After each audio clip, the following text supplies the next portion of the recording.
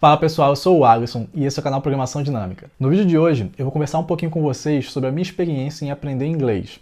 Esse idioma que é tão importante pra gente que exerce alguma atividade relacionada com computação. Se você está chegando agora no canal, sinta-se em casa. Aqui, além de um espaço de ensino de programação, somos um espaço de entretenimento e conversa.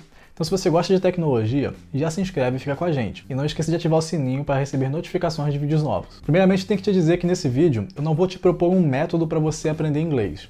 Eu vou simplesmente compartilhar a minha experiência, algo que funcionou para mim dentro de um contexto bem específico. Apesar de nunca ter feito um curso de inglês, eu tive contato com inglês na educação formal, tanto na escola quanto na faculdade. Mas, apesar desses contatos, eu percebi que várias pessoas que tiveram as mesmas oportunidades, inclusive nas mesmas escolas e na mesma faculdade que eu fiz, não conseguiram tirar o melhor proveito da forma como eu tirei dessas aulas. E eu acredito que um fator importante para essa diferença tenha sido o tipo de contato que eu sempre tentei ter com esse idioma. Muito provavelmente você já viu alguém dizer que aprendeu inglês jogando videogame. Eu também sou uma das pessoas que está dentro desse grupo, em dois momentos distintos. Então, no primeiro momento, quando eu tinha ali uns 4 ou 5 anos, meu pai fez uma viagem, meu pai é da Marinha, eu já contei isso em algum outro vídeo, e ele trouxe um videogame pra mim, né? Então eu trouxe o videogame lá pra casa, tinha uns 3 joguinhos, era um Super Nintendo. E o fator determinante que eu acho nesse ponto, pra minha experiência com o inglês, não foi tanto os jogos em si, tá? Eram jogos que tinham até pouco texto, vamos assim dizer, mas era os manuais dos jogos e um incentivo que meu pai, talvez nem sabendo, nem tendo consciência disso, ele me deu, né? Então meu pai ele não fala inglês, tá? Até hoje ele não fala inglês, e ele já fez várias viagens a trabalho, assim, internacional e se virou não sei como. Mas, até por não falar inglês, às vezes ele tentava me ajudar com o manual, né? Na época os jogos eles vinham numa caixinha com o manual e tal, ele tentava me ajudar com o manual do jogo, e ele deixava algumas palavras traduzidas no manual, tá? Então ele tinha um dicionário lá em inglês-português e ele ia escrevendo acima da palavra mesmo, assim, acima de cada palavra lá no manual, ele ia escrevendo o significado em português. E aí ele viajava, tá? Na época que quando eu era pequeno meu pai viajava muito, ele viajava e tal. E, pô, eu era uma criança e eu era uma criança muito curiosa, né? Então criança tem tempo e quando é curiosa é muito bom porque vai aprendendo, vai descobrindo as coisas no mundo. E aí eu pegava esses manuais, então, via aquelas coisas escritas à caneta ali do meu pai em cima. Depois eu percebi que ele conseguia escrever aquilo fazendo a comparação ali no dicionário, né? E uma vez eu pedi para ele me ensinar como é que eu podia fazer esse tipo de tradução, ele me ensinou.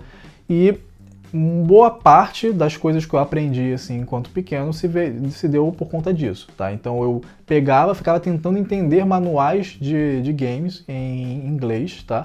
E escrevendo em português realmente palavra por palavra, assim. Inclusive, foi aí um dos pontos em que eu comecei a entender a dificuldade de fazer a tradução mesmo, né? Porque às vezes você via, tinha mais de um significado na coisa, a parada não se encaixava. E aí você vai aprendendo ali com essa coisa de tentativa e erro e tentando fazer os contextos. Então, isso é um negócio que é bem chato se você parar pra pensar atualmente, tá? Eu não vejo, sei lá, um adolescente fazendo um negócio desse, o mesmo adulto sem muita disciplina, né? Mas para uma criança isso era algo mais tranquilo e até recompensador, assim. Para mim era muito bom ter a sensação de que eu estava conseguindo entender um negócio que estava escrito numa outra língua e eu nem sei por que existia essa outra língua. Então essa parte da infância, do contato com os manuais de games e da tradução realmente ali com o dicionário de inglês-português foi o primeiro momento da minha experiência de inglês, né, e contato a partir dos games. O segundo momento foi quando eu fiquei um pouco mais velho, ali com uns 12 anos, que foi quando meus pais compraram o primeiro computador lá para casa. E aí tive acesso à internet, né, aquela internet de escada, mas principalmente os emuladores, né? Então eu comecei a ter acesso a vários outros jogos que eu não tinha, né? Antigamente era bem limitado ao Super Nintendo, que foi o único videogame que eu tive na infância, e aos poucos cartuchos que eu tinha ali. E depois que eu tive acesso aos emuladores, eu passei a ter acesso a muitos jogos de RPG. Então nessa época eu estava começando a jogar RPG de mesa, tá? Então eu joguei bastante 3DT e um pouco de D&D também. E as pessoas falavam sobre alguns jogos de RPGs eletrônicos. É um negócio que pra mim não fazia muito sentido, né? Porque ali no RPG de mesa você tem uma grande liberdade. para fazer as coisas. Eu pensava, pô, como é que as pessoas faziam isso? Um jogo de RPG que você joga no videogame e tal, enfim. Mas depois eu entendi como é que era a adaptação, como é que era a ideia da coisa. E aí, quando eu tive acesso, então, a emuladores, né, eu pude ter acesso a outros jogos de Super Nintendo que tinham esse gênero, né? Então, tipo, Super Mario RPG, Chrono Trigger, Zelda, que eram jogos que eu não tinha no cartucho. E mesmo jogos de outras plataformas, assim, né? Então comecei, sei lá, botei emulador de PlayStation 1 e tive acesso a Final Fantasy VII. Então eram uns jogos que tinham muito texto, né? Muito texto para você poder interagir, para você poder aprender a partir do contato com o idioma e do contato visual, que eu acho que isso é uma coisa muito importante, muito determinante. Quando você vê que o personagem está falando alguma coisa e ele de repente está se referindo a algo que está na tela e que você talvez não conheça aquela palavra, mas ela está fazendo parte daquele contexto visual ali, e aí você consegue assimilar, tá? Então, eu passei bastante tempo ali, dos 12, 13, um pouco dos 14 anos, também jogando bastante RPGs, tá? Vários RPGs diversos de computador, e eu acho que isso facilitou que eu absorvesse um vocabulário e também entendesse algumas estruturas. Então, embora eu não entendesse elas gramaticalmente da forma mais correta, conseguia fazer uso daquela informação dentro do contexto do jogo. Além disso, também estudei em boas escolas que tinham aula de inglês, então eu estudei no colégio militar durante o meu ensino fundamental, e depois eu fiz o concurso, fui aprovado para o colégio naval, né, onde eu fiz o meu ensino médio.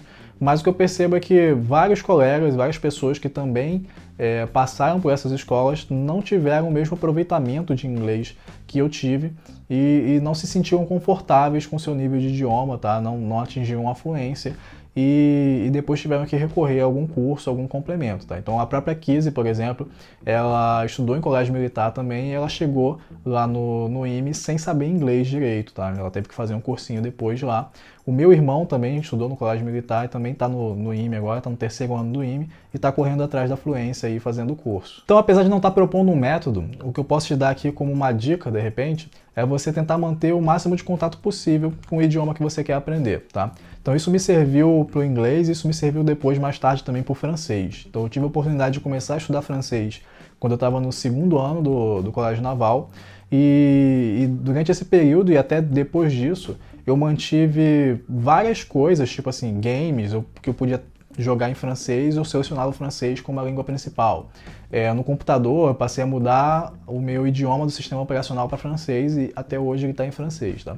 Então, tudo que eu tinha de oportunidade de ter contato com o idioma, de repente ler um livro na sua língua original, esse tipo de coisa, eu fazia e isso me ajudou bastante. Inclusive, eu tive uma oportunidade depois, por conta disso, de fazer um intercâmbio lá na França, sendo mandado pelo Exército, pelo IME, para estudar 6 meses na Telecom Paris-Tech. E tudo isso aconteceu porque eu sabia francês, porque naquele momento certo eu tinha a competência adequada. Então, para concluir, eu sei que não é fácil adquirir fluência em um idioma, mas eu também sei que é muito importante, principalmente para quem trabalha na área de computação, saber inglês. Você vai ter acesso a muito mais conteúdo para você se aperfeiçoar, para você encontrar soluções para os seus problemas. Tem livros, tem algumas coisas que você não vai encontrar realmente em português e o inglês ele vai te dar um acesso a um mundo muito grande, tá? Então eu sei que é realmente uma dificuldade, uma pequena parcela apenas dos brasileiros tem fluência em inglês, tá? E quando eu falo pequena parcela, é um negócio do tipo, sei lá, 5% aí, deve ser nessa ordem de grandeza, mais ou menos. Eu já fui professor de uma faculdade dos cursos de engenharia de computação, análise e desenvolvimento de sistemas, engenharia de software, esse tipo de coisa. E eu sempre comentava com os alunos a respeito disso, né, de saber inglês e tal, e eu percebia que tinha vários deles que tinham essa dificuldade, tá? Então, às vezes você queria passar algum conteúdo complementar para o aluno e ele perguntava, pô, professor, mas não tem em português? E nem sempre é fácil você encontrar aquele tipo de conteúdo naquela qualidade em português, né? E tanto é que um dos papéis que eu e a Kizzy estamos cumprindo aqui no YouTube é de produzir conteúdo de qualidade para vocês sobre assuntos técnicos bem especializados. Então é isso, pessoal. Esse vídeo vai ficando por aqui. Se você quiser compartilhar um pouco da sua experiência com o aprendizado do inglês, você pode colocar aqui embaixo nos comentários. Se você gostou do vídeo, não esqueça de deixar o seu like, nem de se inscrever aqui no canal para dar aquele apoio ao nosso trabalho. Muito obrigado e até a próxima.